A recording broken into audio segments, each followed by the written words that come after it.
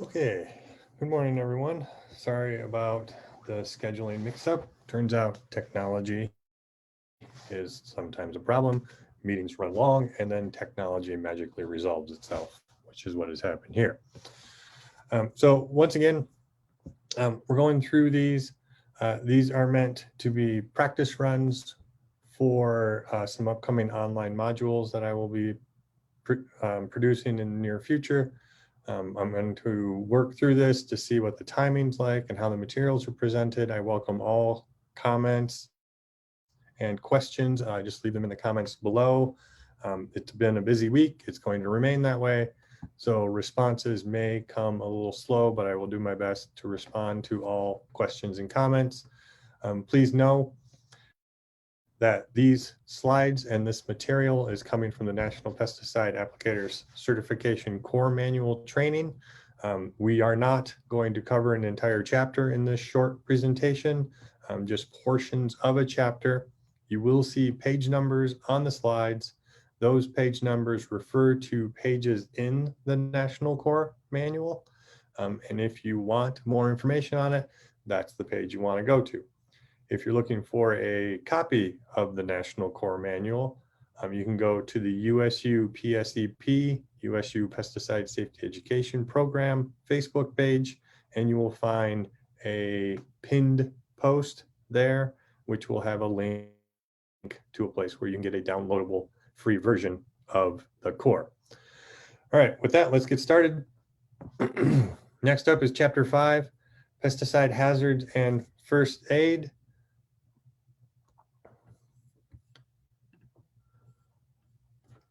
The reason we talk about pesticide hazards and first aid is because a lot of the pests that we're trying to control, insects and rodents, have a very similar nervous, circulatory, and respiratory system to humans. So while we are all very special, just like Mom said, we're really not all that special. If you get a large enough dose of an insecticide, it can have the same effect on us as it does on that insect. So this is why we need to be cautious working with these products. There can be short or long-term health effects coming from exposure to pesticides. And of course, there's also the possibility of the physical or chemical risks, which can include explosions and or fires. So these are all things to be cognizant of when working with pesticides and storing them.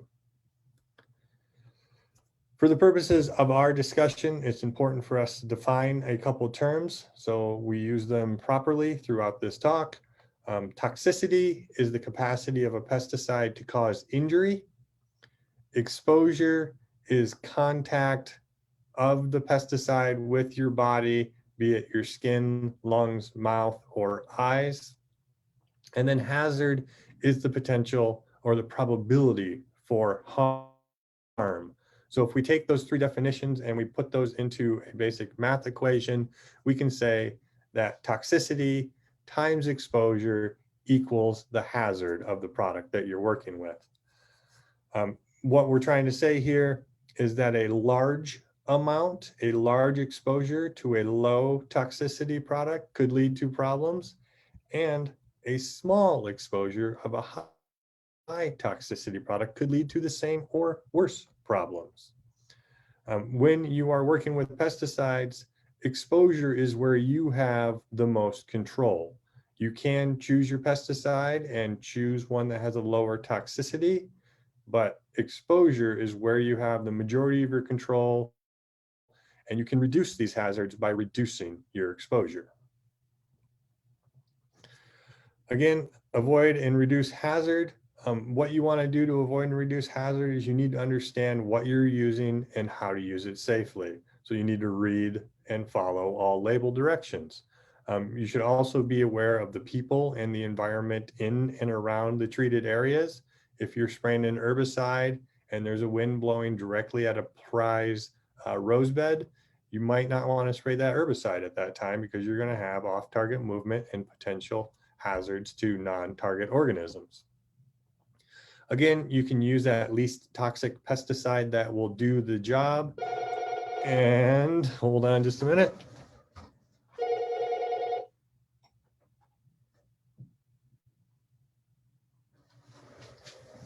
Sorry about that. Perfect timing. You can also wear your personal protective equipment. PPE is on the label, as we discussed yesterday, and you need to wear what is appropriate based on your labeling. How do pesticides get into your body? There are 4 main routes of entry. That is dermal, which is a $5 word for skin, ocular, which would be the $5 word for eyes, oral in your mouth, and inhalation through your lungs.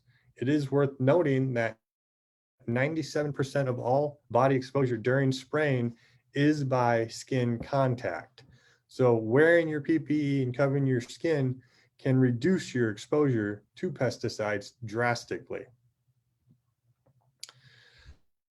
There's also differences in how much is absorbed in different parts of your body. This research was done a while back in the mid-70s, I believe it was, and it was actually research done on cadavers. So they put pesticides on them, they left it for a time period, and then came back and measured how much had absorbed. You can see a couple things. Your scalp, forehead, and ear canals have very, very high absorption rates. 30 to 45, 46%. These are all places that have generally have hair follicles, oil glands. They're generally warmer. So warm, hairy, armpits are also very absorptive. Moist areas often absorb pesticides at a higher rate than other areas on the body, which leads us to the one part of your body that seems to have a 100% absorption rate, and that would be your genital area.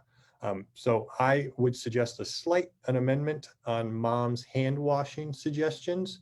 You should definitely still wash your hands after going to the bathroom, but on application days or on days when you're handling pesticides, consider washing your hands before and after going to the bathroom.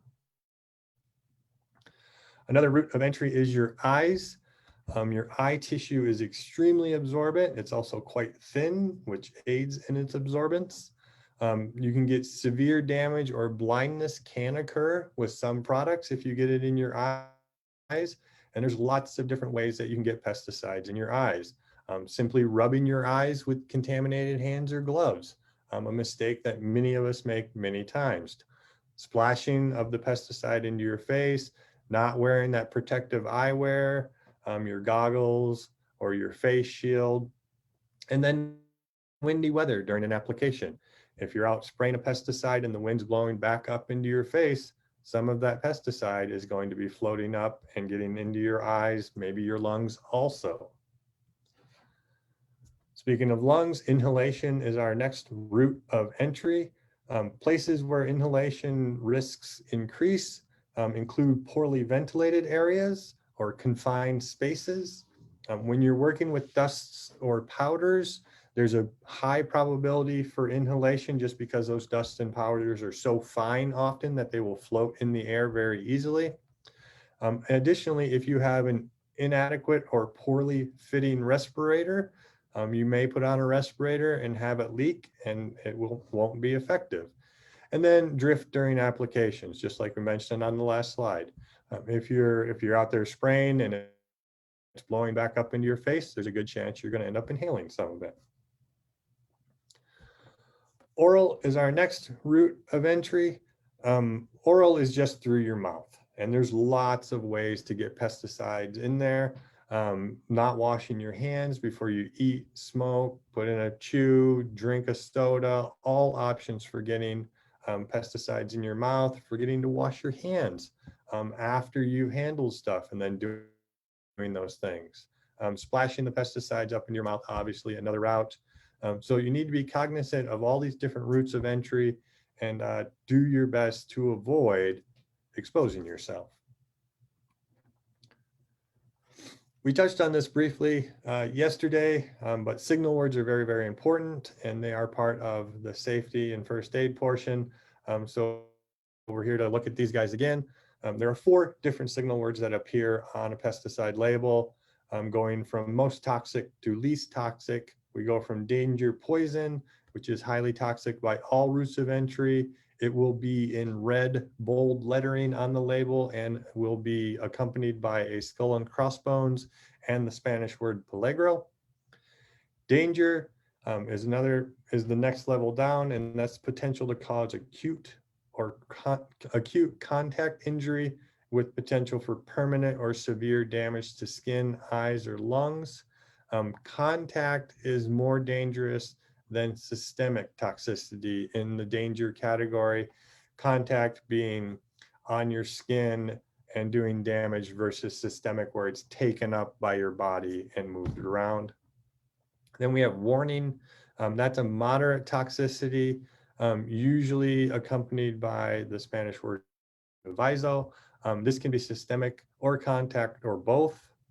And then our last one, caution. Pesticides with the caution label are considered to be slightly toxic. However, they can be systemic or contact in the damage they cause, and they can cause eye irritation, skin or respiratory tract irritation also.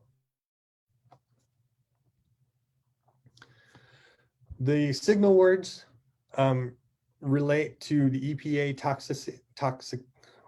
EPA toxicity categories and oral LD50s. An LD50 is a measure of how much of a contaminant per body weight is required to kill 50% of a test population. So these numbers are generated in toxicity trials in labs, and then they're used to extrapolate to human exposures to give us numbers. Because the research is done in labs, it's in milligrams per kilograms, because that's how science does things. But you can see here that the danger poison are highly toxic. They're category 1, and a trace amount to 50 milligrams per kilogram body mass can lead to a pretty big problem. Danger peligro also falls into category 1, and it has a permanent or severe skin, eye, or respiratory damage. Our warning / adviso, they fall into what we call category 2. They're considered moderately toxic, and they're 50 to 500 milligrams per kilogram.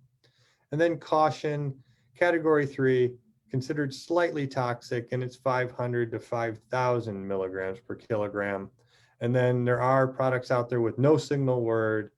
They fall into category 4. There's no toxicity category listed, and they're over 5,000 milligrams per kilogram. I know we're talking about things in milligrams per kilogram, but we all have access to Google, and a quick Google search of convert 5,000 milligrams per kilogram to ounces per pound will get you good information.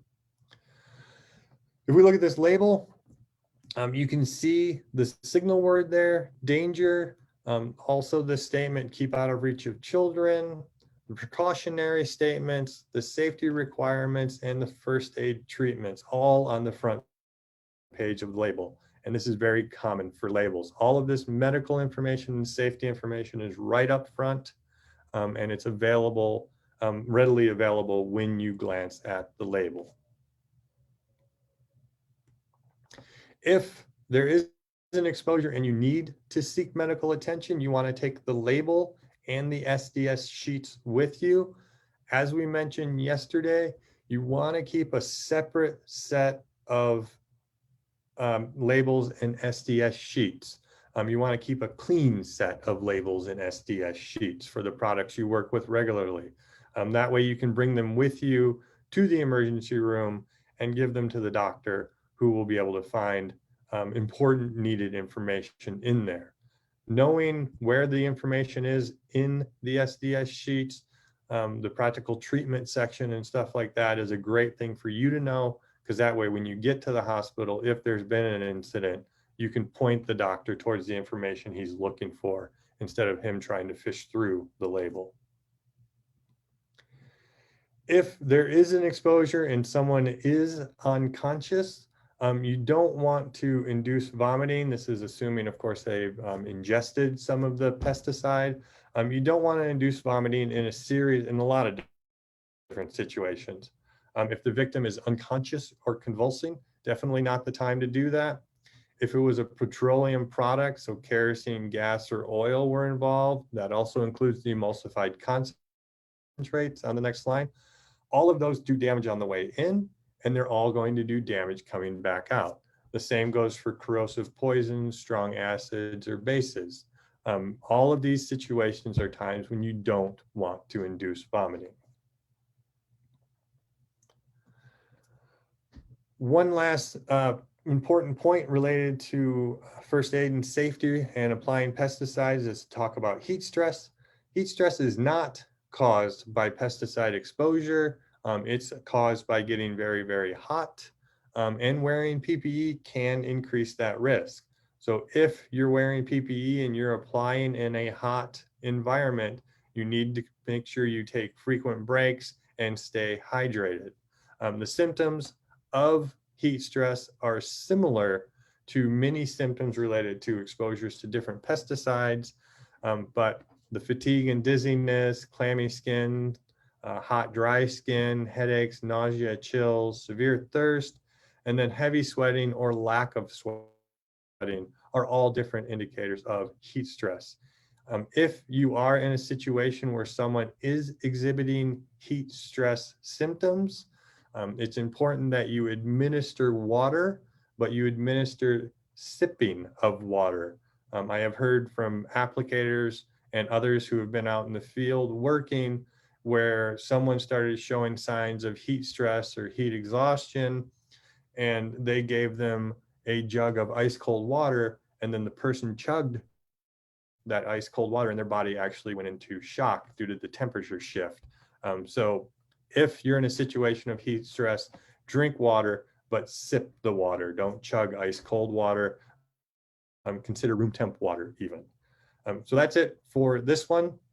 I will see you all fairly soon for the next